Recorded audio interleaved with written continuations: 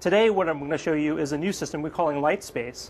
And what we're doing is using some of the new depth sensing cameras technologies to extend the sensing so that it encompasses the entire room.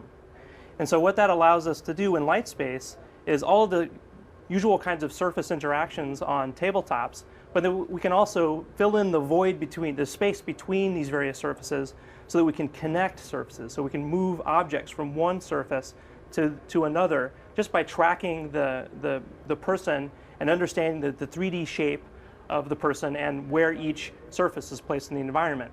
Now, one of the things that we're using is this setup, this configuration here of projectors and multiple depth cameras. And together, these are calibrated to a unified 3D model. And we do all our reasoning and calculations out of this 3D model. Allows us to perform various kinds of reasoning to move objects from one place to the other, for example. So what we have down here is a regular tabletop. Now there's no instrumentation in the tabletop. It's a standard issue Microsoft table. But what we can do is we can project the appearance of the interactive tabletop, and we can track what the user is doing on the table from above, from the depth sensing cameras above. So here are all the kind of typical surface like interactions that one could assume to get in an interactive surface.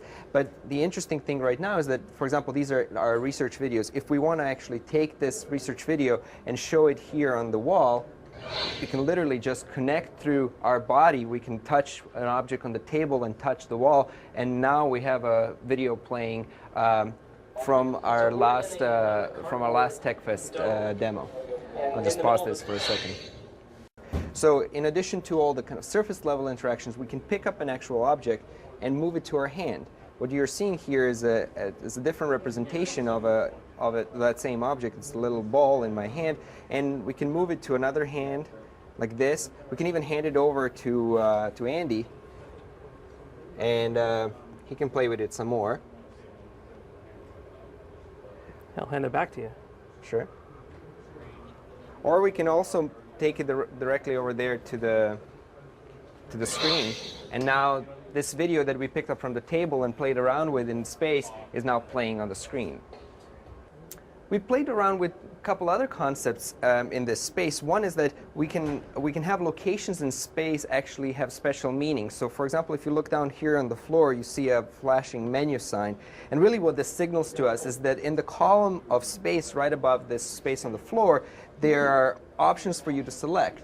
So if I move my hand here through the column of space, we actually get to see different options of selection. And to select it, we just have to wait a little bit in here. And now we selected to change all our videos and photos from our research videos into our personal baby photos from Andy and me. And in addition, last thing that we can select here in the menu is to highlight every person in the space. So right now you're seeing me highlighted as blue. So the system tracks me in the space and I'm highlighted as blue. If some other person comes in, like Andy in here, he's going to be green. So this brings some interesting opportunities for us to track people and infer the interactions between two people. So if we shake hands, we're going to change colors. We just merged, and we have a different, the system detected that there was an interaction between us. So this highlighting example is just one thing that we can do with the 3D data that we get back from the depth sensing cameras. In the future, we'd like to think more about different kinds of things that we can do between surfaces.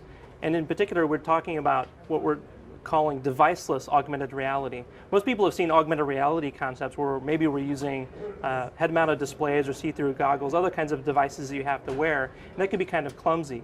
With LightSpace, we can project the graphics directly onto body parts or your environment, for example. So maybe you're late for a meeting, and the way that you figure out where you have to be is you pull out your hand and it shows you where to go, and then maybe even in front of you on the floor you see some kind of arrow that shows you exactly where to go. So this is an example of some of the things that we'd like to look at in the future.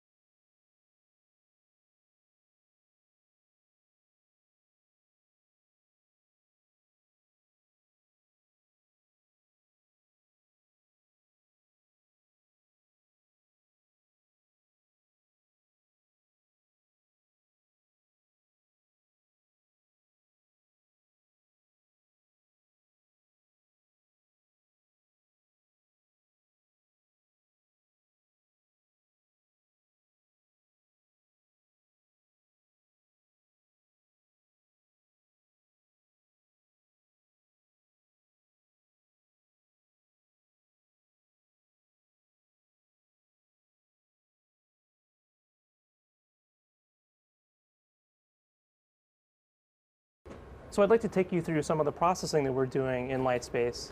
So this window shows a lot of the representations we're using. So for example, up here at the top we have the three camera views. This is their actual data coming off the depth sensing cameras in the raw. And what we do is we combine these views into a single 3D model of the space. And we can do that because we have the cameras and the projectors calibrated to this 3D model. And so you'll notice that as Benko moves around in the scene, this is 3D models updated appropriately from these inputs. Now another thing that we're doing is illustrated over here. We can take various projections of this data for various purposes. So for example, we have this simulated or surface representation here, the table with the pictures on it. Now as Benko starts manipulating these photos, we see this particular projection now shows the kinds of things that we usually get with surface, these various contacts as they're made. And so that's just a quick example of some of the things that we can do with our 3D model.